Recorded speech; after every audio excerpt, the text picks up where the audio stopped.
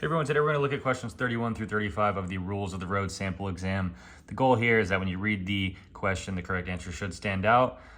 Through your understanding of the rules, the wrong answers, you need an understanding as to why they're wrong. I'm going to show you supporting evidence in the rules handbook because the answers are usually word for word from the rules book.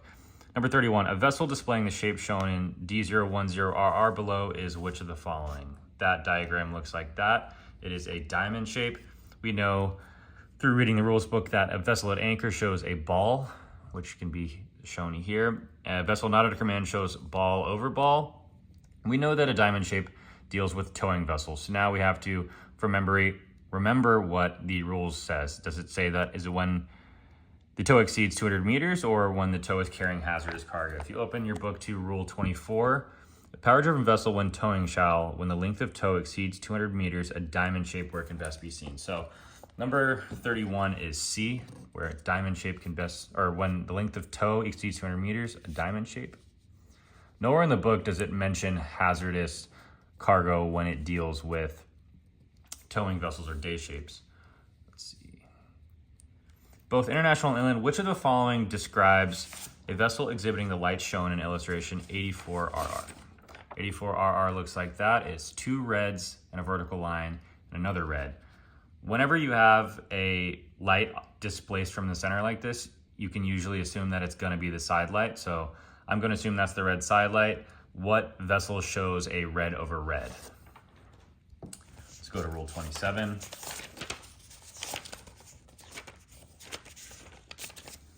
Rule 27 shows a vessel not under command shall exhibit two all-around red lights in a vertical line where they can best be seen. So we know that red over red is a vessel not under command.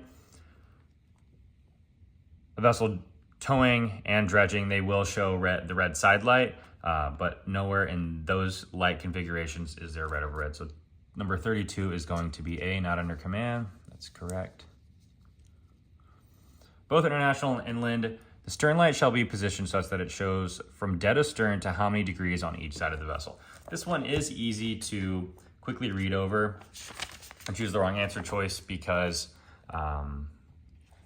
of this. Rule 21C, stern light means a white light placed nearly as practical at the stern, showing an unbroken light over an arc of the horizon of 135 degrees, and so fixed as to show 67.5 degrees from right aft on each side of the vessel. So what that means is, here's my vessel.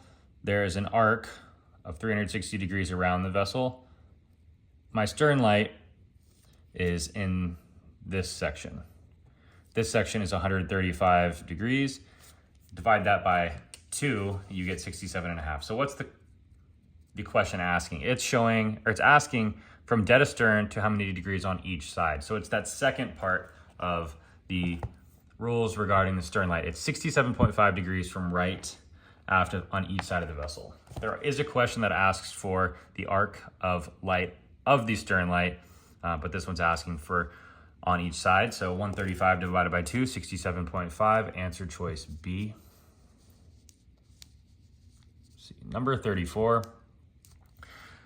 International and inland, which is true of a tugboat displaying the shape shown in D010RR? Again, that's the diamond.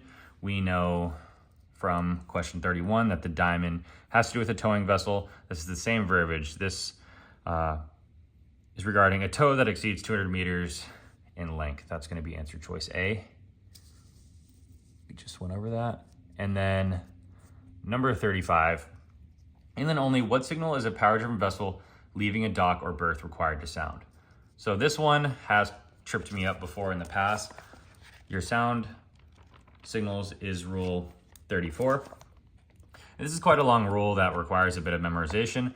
One prolonged blast, we know that that is a fog signal for power-driven vessels in restricted visibility, as well as a vessel nearing a bend or in an area of a channel where other vessels may be obscured by intervening obstruction shall sound one prolonged blast. So one prolonged blast has nothing to do with leaving a dock. It does have to do with nearing an obstructed bend.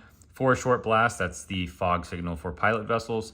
One long blast, there's no such thing as a long blast, only a short blast and a prolonged blast. And no signal is required. We know that that's not the case in inland. If we go to the inland rules at the bottom here, when a power-driven vessel is leaving a dock or berth, she shall sound one prolonged blast. So in international, one prolonged blast could mean those two things that I already covered. In inland, there is that extra caveat where a power-driven vessel is leaving a dock or berth. So the answer is going to be A. If this question asks for international, what is the signal of a power-driven vessel? That caveat that is in inland is not in international. So if this question asks the same question but has international only at the front, the answer would be D. In this case, we're in inland. Answer choice A is going to be the right answer.